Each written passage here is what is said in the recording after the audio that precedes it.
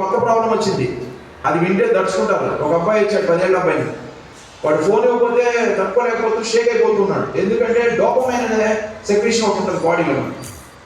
Dopamine ఒక neuro transmitter, ఒక enzyme. ఆ డోపమైన్ సెక్రీషన్స్ అనేది బాడీకి తగ్గిపోయి బాడీ అంతా ఒక రకమైన బద్ధకంగా అయిపోతున్నారు అన్నమాట. లెగవలేరు, ఇక కదలలేరు, ఆ సిచ్యువేషన్లోకి వచ్చేస్తున్నారు. అందుకని దయచేసి గుర్తుపెట్టుకోండి, దానికి ఒక టాబ్లెట్ సిండోపాన్ పెడుతున్నారు. చాలా మంది ఇప్పుడు న్యూరో డాక్టర్స్ అందరి దగ్గరికి పిల్లలు ఎక్కువ మంది వెళ్తున్నారు.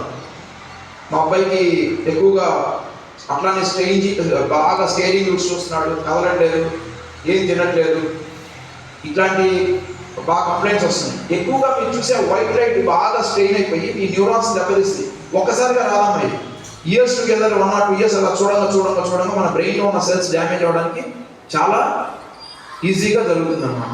దయచేసి ఇది గుర్తుపెట్టుకోండి. మ్యాక్సిమం స్క్రీన్ టైం తగ్గించుకోండి. అవసరమైతేనే ఫోన్ చూడండి, లేకపోతే టీవీ కొంతసేపు చూడడానికి ప్రయత్నం చేయండి. అట్లా అని చెప్పేసి ఎక్కువసేపు అని కాదు, కొంత బెటర్ అనమాట. మనకేమంటాం, మెల్లకన్నా గుడ్డికన్నా మెల్ల మేలు అంటాం కదా, అట్లా దానికన్నా అది బెటర్ అనమాట. మనం స్క్రీన్ టైం అనేది చాలా తగ్గించుకుంటే చాలా మంచిది. ఓకే, ఇదంతా మనం సింప్లిఫైడ్గా ఇప్పుడు చెప్పుకున్నాం. మీకు అర్థమైంది అనుకుంటున్నా, కొన్ని పాయింట్స్ అర్థమైనాయా, కొన్ని మినిమం.